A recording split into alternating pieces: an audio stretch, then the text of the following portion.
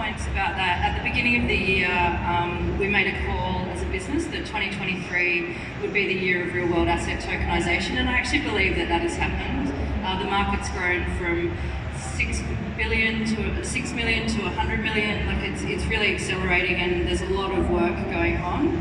And then I think 2024 will be the year of scaling up. So that statistic is a little bit disappointing, but you can see by maybe 60 people here versus 1,500 when we're talking about Bitcoin. And so we still are at those nascent stages. I've got a data point.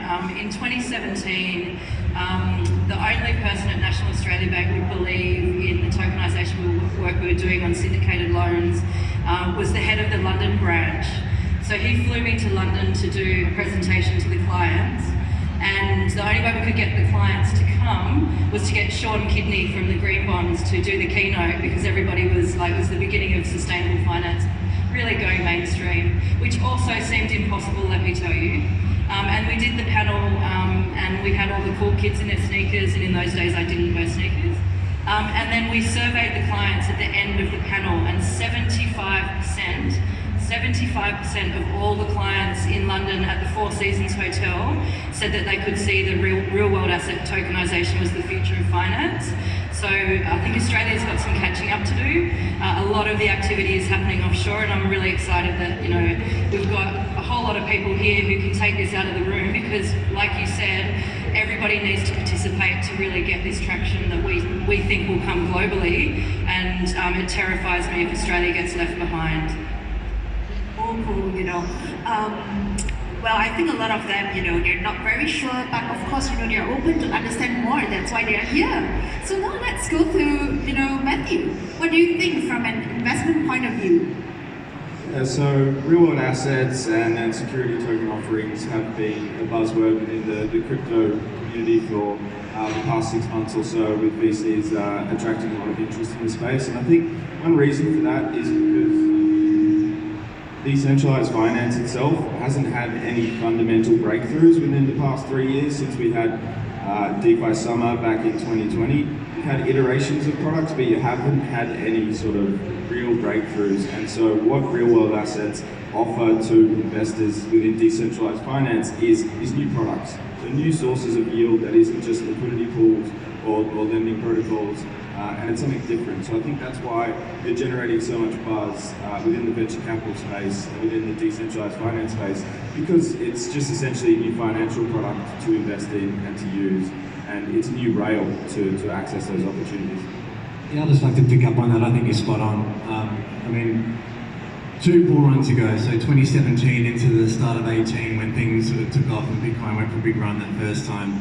After that, security tokens became the theme. So through 2019, there was this huge big wave, everything's going to get tokenized. And I actually started an advisory around that time, and we set up relationships with Securitize and Open Harbor and G0 and Archax and exchanges and all the players in the space, thinking, all right, we're going to be a part of this. And then what we found was the people that were most interested were companies that wanted to raise capital by offering security tokens, so tokenizing equity in their companies.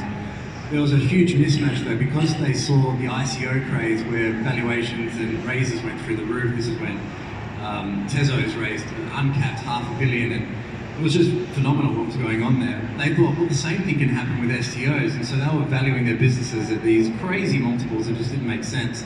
We realized then that the idea was good, but we're just way too early. It's like the market hasn't matured enough yet. And I think we've come sort of full circle now, and to your point, there's a lot of different ways that tokenization can be really impactful.